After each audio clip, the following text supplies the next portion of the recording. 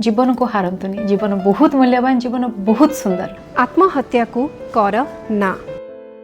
निजकु निजे शेष करदेवा एक अपराध बोली जानिबी अनेके अमानवीय चरम निष्पत्ति नेउछन्ति। एथिपाई केवल गोटे जीवन जाऊ नहीं, एक हस खुशीर परिवार रे दुखर पहाड़ लदी हो जाउछि। समाज उपरे तार कुप्रभाव भी पड़ुछि। राष्ट्रीय अपराध रेकर्ड ब्यूरो बा एनसीआरबी रिपोर्ट अनुसार भारत में प्रतिवर्ष प्राय 1.5 लाख अधिक लोक जीवन हारुछन्ति। सेही क्रम रे ओडिशा रे मध्य आत्महत्या संख्या बढ़िबारे लागिछि। एही तालिका रे युवती और छात्री संख्या चिंताजनक स्थिति रे रहिछि। सेहिथिपई नारी सुरक्षा को सर्वाग्रे गुरुत्व देइछन्ति केंद्र और राज्य सरकार। राज्य और जिला स्तर रे महिला सुरक्षा पई सरकार द्वारा बहुविध कार्य करा जाउछि। पीड़ितांकु जिला शिशु सुरक्षा अधिकारी बा डीसीपीओ को परामर्श देवार व्यवस्था होइछि।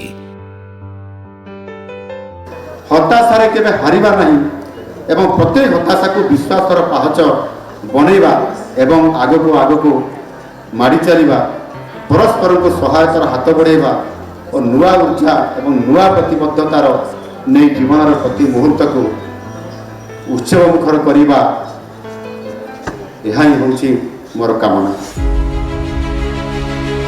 राज्यर सबु प्रतिष्ठान और कार्य क्षेत्र में एक इंटरनल कमिटी बा आईसी रही। सेहीपरि तत्काल सहायता प्रदान निमंते चाइल्ड हेल्पलाइन, महिला हेल्पलाइन, जरूरीकालीन हेल्पलाइन एवं टेलीमानस पई टोल फ्री नंबर जारी करा जाइछि।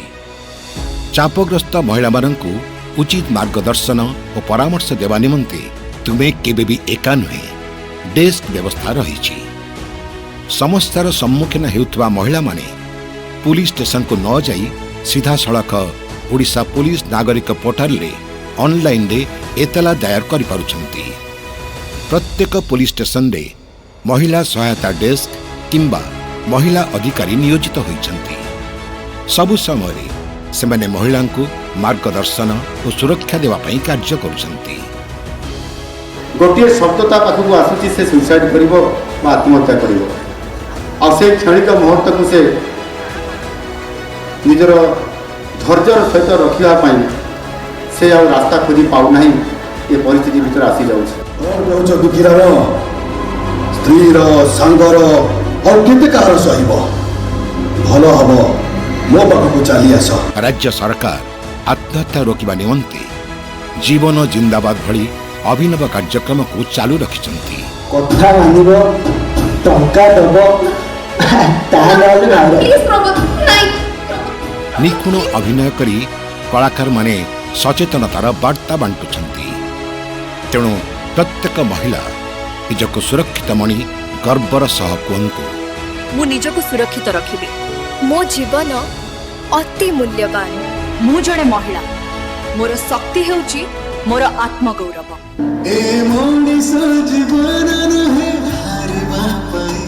हाँ, आत्महत्या भली भूल निष्पत्ति नेबा नहीं। जीवनर मूल्य बुझिबा ताले आसंतु मिलित होई निज परिवार, समाज और देश सेवा पई ब्रती हेबा।